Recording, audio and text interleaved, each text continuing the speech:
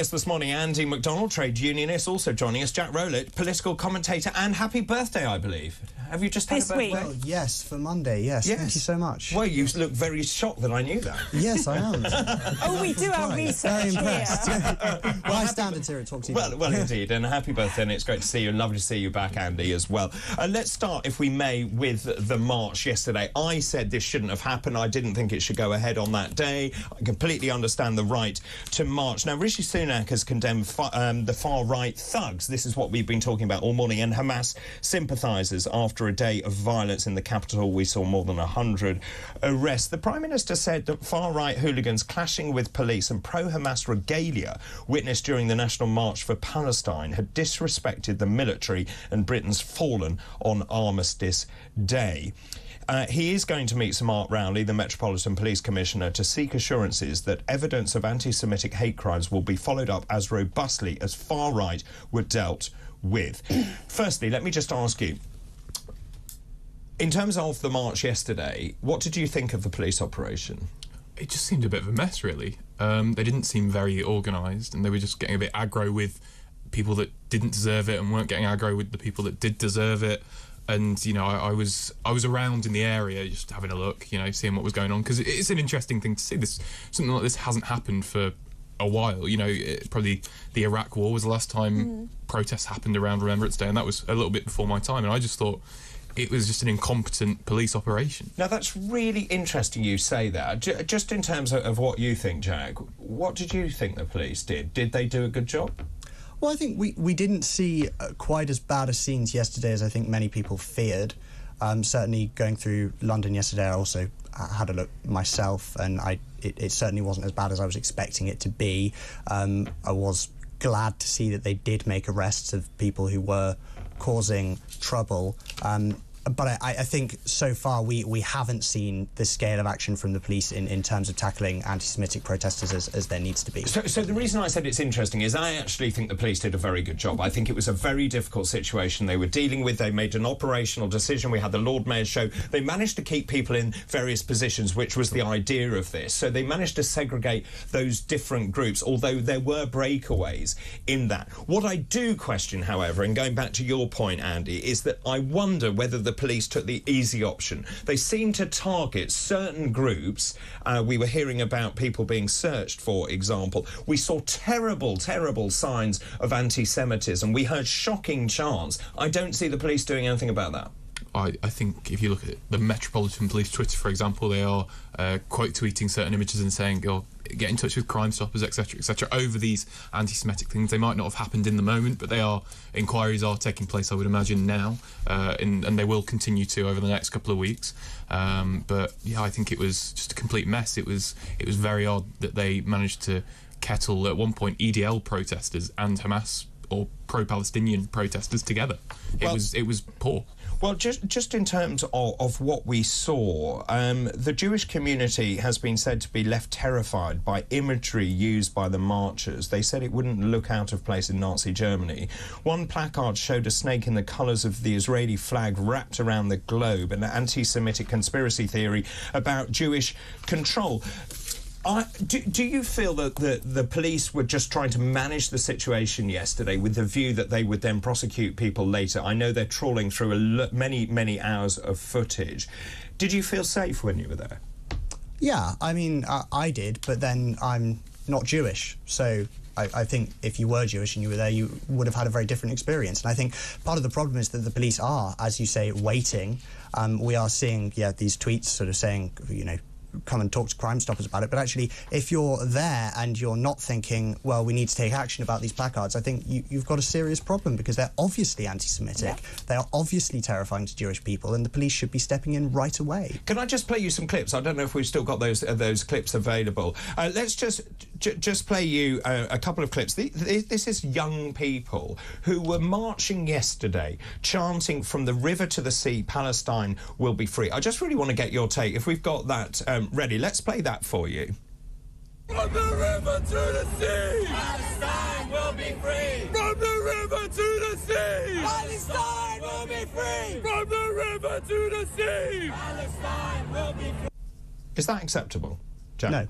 No, it isn't. I mean, it's a statement riven with genocidal intent, I think. I think the problem we have with a lot of young people is that it's become a rather trendy thing on social media to support the Palestinian cause in a kind of unequivocal way where you don't necessarily understand the complexity of the situation. And actually, I think a lot of these people simply, they just don't understand. They don't understand the complexity of it. They're not necessarily innately anti-Semitic, but they are behaving in an anti-Semitic way because they don't understand the situation. Now, Rennie and I talked about this morning. Do you agree with that? They don't understand, because I think there is a level of the truth in that. But at the same time, why are they dressed like that? I'm sure, yeah. It's a very complex situation. I mean, I don't understand it fully, and I'm on TV talking about it, so I don't imagine that, teenagers or young people on the street do. And so they're being swept up in it. I'd imagine so. When you're in a march, you do get in the thick of it, and you do get excited. And I think a lot of them, if they sat down and really understood it, they'd probably regret saying those things.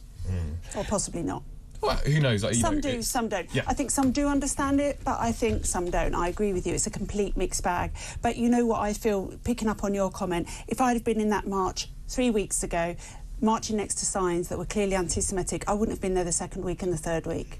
And that, for me, is the quandary here, because I also heard interviews with people who were clearly there in a peaceful capacity who wanted a ceasefire, and I understand that, and we differ slightly in our viewpoint on that. But again, if you are caught up with this nasty element there as well, it would make me think twice about actually attending that march. Absolutely. I mean, I wouldn't be attending it if I had those views. I wouldn't want to be associated with those people. I think it damages their cause. I don't think it's helpful for achieving the aims that the pro-Palestinian peaceful protesters want to achieve by being seen with those people. Can I just ask you, in terms of the way the papers are portraying this? So this is the Sunday Telegraph. Sunak, far-right thugs and Hamas sympathise, disrespect our heroes. They talk about the far right. All of these papers pretty much are saying it's far-right activists. Are we being really lazy here in terms of the way we're categorising people and throwing everyone into a single umbrella group? Well, I think the people that we saw yesterday, the counter-protesters, I don't think there's any other label for them other than far-right. I think there are different groups within that. I think there was a far-right element. I think there were a lot of people who weren't far-right. I think yesterday there were far fewer counter-protesters than protesters, and the majority of those counter-protesters were from far-right movements. They were associated with football hooliganism. I have to jump in here because a very good friend of mine, Alan Miller, who I founded the Together Foundation with, was actually stopped and searched in a pub on his way to the toilet. They did it to every single person in the pub. Those people in there were not counter-protesters. They'd gone for Remembrance Day. A man who couldn't be more peaceful, who I know very, very well. So they were not counter-protesters, all of them. They were going there for Remembrance Day. Oh, no, of course. I mean, there's a distinction between the two. I'm talking specifically about the counter-protesters, which I think is what the papers are referring to as the far-right. Of course, people going to Remembrance Day commemorations are not far-right at all. But I think those counter-protesters, those people... there's football hooligans, there's people associated with Tommy Robinson. There is no other label for them. And I think it's important to distinguish between them and the people that you describe. Yeah, I think we have those extremes on either end of this, both ends. And I think, of course, and I absolutely condone people throwing bottles at the police, attacking the police, but I don't think we should use such a broad brushstroke here. Can I just ask you, Andy, also in terms of the way Jewish people are feeling in this country? We saw Hamas-style headbands being worn by some of those protesters. We heard about that chant that I talked about. There was another anti-Semitic chant as well, which was widely heard. This said, Kaiba, Kaiba, O Jews, Muhammad's army will return. This references a 7th century battle in which Jewish people were massacred by a Muslim army. Now, also, in terms of those chants, are they breaking the law? I mean, for me, they are clearly breaking the law. This is hate speech. No incitement to hate. And it is incitement, isn't it? I don't quite know. I'm not an expert on the law, and I don't know that situation specifically. But I'd probably say, yeah, if I had to judge it's inappropriate. I don't know if it's legal, definitely unwise, if not illegal. Should we ban these kind of marches? No, we shouldn't ban the marches, because I think you should apply the same logic that you did to the counter-protests. In a march of 300,000 people, I'd probably say 295,000 would be peaceful. They would be pro-Palestine, not pro-Hamas. In a march of that size, you're going to get bad apples. Yep. Obviously, I think if you applied the same logic that you did to the counter-protesters, that would be a lot more of an equitable situation. So let me just ask you, Jack, then, because an official review will urge for a change in the law. This is to let the police ban pro-Palestinian marches because of the impact on the Jewish community. So we talked about this. So I don't agree with that. Yeah, so the Met Police exercised their judgment over whether the threshold had been met. Now, this is Lord Warmley. He's the government's independent advisor on political violence and disruption. He said Jews are facing an emergency. He was about to submit that review. He's now actually held it. Police at the moment are bound by a very high threshold to stop those marches going ahead. But he goes into this fact. He says that essentially marches that will cause Jewish people or any minority in this country to be threatened should essentially be banned, so lowering that threshold. Where do you stand on that? So I think we have to distinguish between the behaviour that we've seen with those anti-Semitic placards and anti-Semitic chants. I think that sort of behaviour should be banned. And I think the police should take action there. I don't think banning peaceful protest helps. I don't think that's going to... I think that's only going to fan the flames of the situation, and I don't... And drive it underground. Yeah, exactly, and mean that the people who are coming out are going to be more likely to be violent extremist protesters who are prepared to break the law. But, and then Mr Linton is pulling you up, Jack, but I'm going to use it in this point that we're using. He says, don't allow Jack to push more of this far-right nonsense. You mentioned the EDL marches. The EDL was disbanded in 2015, and any marches from them were also banned. So I think... with the EDL, we saw that the whole march was always racist and disgusting, and they were banned. So I think we need to allow people to peacefully march for Palestine or any other cause they want to march for. But if there's any degree of hate, it needs to go. Let's just bring it back now to domestic politics, because this is a major problem for both parties, I think. So you've got basically, first of all, Sadiq Khan stirring the pot here, and he says that Suella Braverman is her position is untenable, that it's her fault, she incited this violence. I would also like to know what the Mayor of London was actually doing in terms of the messaging he was sending out. But secondly, we had Labour MPs attending that march yesterday. We had John McDonnell, Beth Winter, Zara Sultana, Aspana Begum, Richard Bergen, all on that march. Meanwhile, of course, Keir Starmer saying that he is not calling for a ceasefire. He is calling for humanitarian pauses. So are we seeing a fracturing of the Labour Party? No. Why not? Just not the Socialist Campaign Group are going to be the Socialist Campaign Group. You know, Keir Starmer does not run a dictatorship of the Labour Party.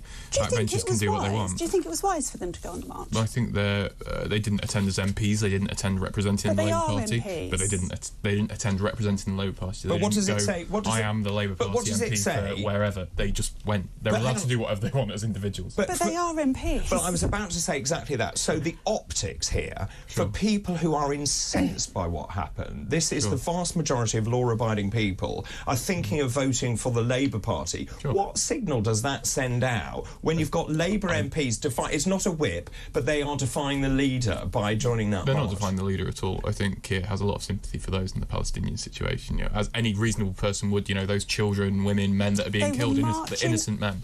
They were marching next to people calling for the Jews to be sent to Germany. Right. In and Hitler's how many of garden. those people? It doesn't matter. How many of those people? That's what was going on. And we showed So the counter-protests, there were a small amount of counter-protests who were EDL sympathisers or were members of the EDL. Does that mean the entire counter-protest Well, apparently they were trying to invalid? get to the cenotaph and they calmed down when they were let through. Who? The people that the police yesterday were seen fighting with. The EDL? The EDL were not there, they were disbanded. Well, why is Tommy Robinson's Twitter at EDLT Robinson? But as a group, it's disbanded. OK, then the post-EDL situation... But we digress. The fascists that followed Tommy Robinson. We digress. There were MPs in a march calling for... Alongside people... Well, they weren't calling for... but alongside people who are supporting a prescribed terrorist organisation. What, a very small amount of people. But it's about the optics. Jack, what does it say to you? I think Keir Starmer, I've said this repeatedly, has done an incredibly good job at detoxifying the Labour Party. And yet now I'm starting to see division being sown. You've got people who are on resignation watch, frontbenchers and backbenchers. Keir Starmer being accused of supporting genocide, essentially. Has he got a problem? I think there's a problem within the Labour Party. I think that we are now seeing different factions emerge, and I think they are split. I think the idea that it's just a few backbenchers who don't have any control in the party anymore is wrong, when we are seeing plenty of reports that there are frontbenchers, there are shadow ministers preparing to resign. Who? Well, I don't know. There's not. But there's plenty of reporting in the papers today. And where did that come from? That came from the Daily Express Beachcomber Diary. That's just a gossip column. It was also reported in the Telegraph and the Times. Yes.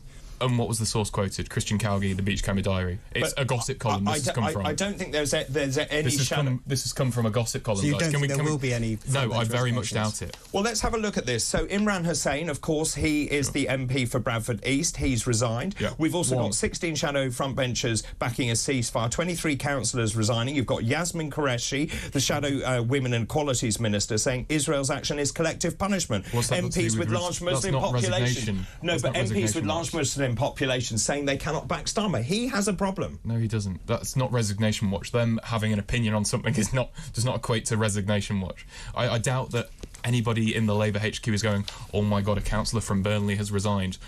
Well, let's bring you in here. If this comes to a vote in Parliament, if there is a vote on whether there should be a ceasefire and Starmer has to whip one Why way would there be a vote? his... Well, we're seeing that is coming up. Hamza Yusuf has said he might call for a vote. But the SNP might call for a vote. We are seeing that there are plenty of people saying that there should be a vote in Parliament. There are plenty of mechanisms by which there could be one proposed. Obviously, it's not binding, of course. But Starmer would have to whip one way, and if his frontbench team don't agree with him, then they're going to have to resign, he wouldn't have to whip. Well, no, or he could abstain or not whip, in which case he looks weak. And then he's going to have to go one way or the other. I think, if the legislative, if we're in the last year of the government and the legislative agenda is so meek that we have to come with these solidarity votes, it's just that shows the government's incompetence. But that's a different point. Well, no, I think it pulls into the wider narrative that the government don't really have anything going on. If we're calling for these kind of votes. Let me just, before we take a break, let me just move on one more point. The Mayor of London has been accused of a shocking lack of judgment. It emerged that one of his advisors responsible for scrutinising reform of the Metropolitan Police said he could never respect Israel as a settlement or a country. A second advisor helping to shape Khan's equality, diversity and inclusion strategy repeatedly accused Israel of genocide, and a third shared a post claiming that Palestinians have faced a brutal settler colonial occupation for 75 years and now immersed in an anti-colonial and anti-apartheid struggle. I wonder whether Sadiq Khan is the Achilles heel for Keir Starmer here. Yeah, I think it's pretty disgraceful, the comments and behaviour of these advisors. One of them, indeed, is responsible for helping to reform the Met Police. Indeed. So that may explain part of the reason why the Met have been so inadequate in dealing with anti-Semitism recently. But yeah, I think Sadiq Khan's certainly not helping the Labour Party on this and the emissions issues as well. Is it the fact that Sadiq Khan is Keir Starmer's thorn in his side? He could undo the entire election, I think. I don't think he could. He's not even the main Metropolitan Mayor anymore. I think you'd find Andy Burnham's taken that in the Labour Party. Well, Sadiq Khan still has a very important position here in London. I'm sure, but not in the wider Labour Party. I think Andy Burnham and Steve Rodman come before Sadiq Khan. Well, not really. I think we can afford to lose London. I think we should be focusing on the North West and the Midlands. Hang on, just stop that. You can afford to lose London? Well, yes. I don't think we can. I don't think London should be the Are you saying this because it looks like Mr Corbyn may well run in London? I don't know what Mr Corbyn is thinking, but I think if you look at his electoral history, 2 general election losses, but he can't really manage campaigns. And then you will lose London. Susan Hall will get in, or indeed Howard for Reform UK. I don't think Howard Cox is a very serious man with very serious opinions, so I very much doubt he'll win one area, let alone the mayoral. Apparently, Howard talks very highly of you. Howard knows who I am. No, he doesn't. Well, exactly. Why would he talk?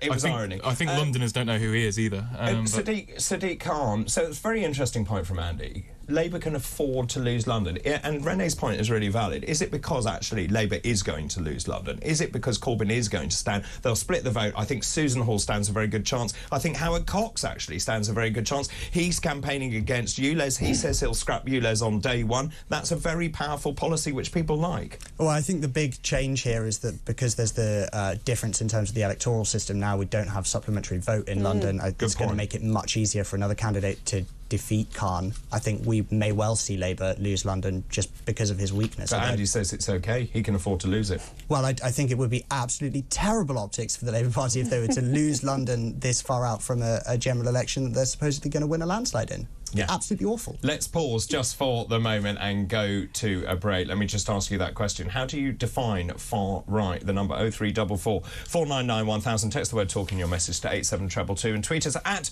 TalkTV. And this is TalkTV.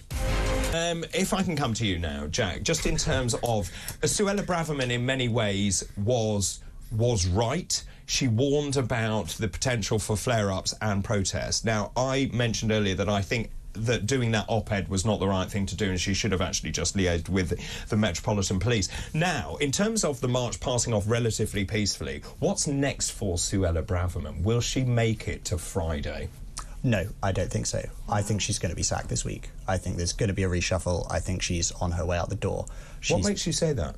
Well, she's become a liability for Rishi Sunak. Now, I think she's just not helpful to him Has she anymore. become a liability because of the front pages rather than what people actually feel?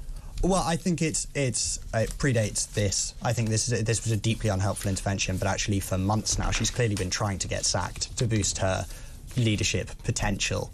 And I think if you look at the polling, she's not a popular politician.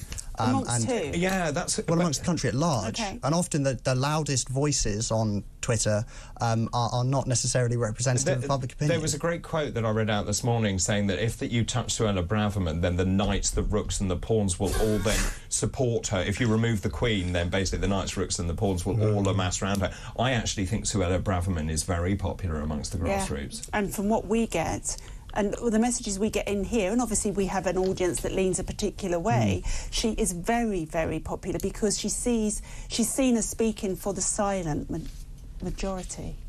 Yeah, I mean, if you look at the polling of the country, I think she is popular with the grassroots Conservative Party, but if you look at polling of the country at large, she's not a popular politician, and her approach isn't popular. I mean, it's interesting. One former cabinet minister agrees with you that she is angling for a fight. This is about her raising her profile and, of course, a leadership challenge, which may well come as well. I thought there was a very amusing comment from Sir Charles Walker, former vice chair of the 1922 committee. He said, the Home Secretary's belligerent behaviour suggests she may be more comfortable leading the Reform Party than being a member of the Conservative Party. I tell you what, if Suella Braverman came to Reform UK, I think that would be welcomed by a lot of people, Andy. I'm sure, you know, the 100 supporters of Reform UK would love it if Suella came in. Right, you're fired. No. In all seriousness, I think I can't understand why Suella would go to Reform UK when there is she's got a fairly large grassroots faction in the Conservative Party already that do support her. You know, it's that kind of back Boris, kind of slightly right of Boris, Jacob Rees-Mogg kind of area, you know, that support her. OK, but, very quickly. She's not a very good minister, though. That's the point. She's a poor minister. Well, also, Rwanda decision on Wednesday. If that is passed, then she may well be vindicated. Also, if she fails, then maybe that's the way that Rishi Sunak gets rid of her. Let's see. Yeah. Very quickly, yes-no answer. There is, I think this is The Guardian, Labour is set to do better than Blair's 1997 landslide at the next election, according to a brand new poll. Is Labour going to get a bigger landslide? Probably not, no. No. What's the majority? I'd probably say we're going to go for a 30 to 40 seat majority, I imagine. Will Labour do better than Blair in 97? No way. No way on earth. No, I think they'll win a majority of about 60, I would say. Ooh, 60 and 30. Renee? Yeah, I think it's going to be tight, actually. I think it'll be 60 or under, actually. I think it's 30 and under. Do you? That tight? Yeah, do you reckon Reform UK will get a seat? It's... Of course. Under this system, though. Under this system. But I think we've got a long way to go. Yeah, I agree. Thank you very much to both of you, to Andy McDonald, trade unionist, Jack Rowlett, who is a political commentator. Thank you very much indeed.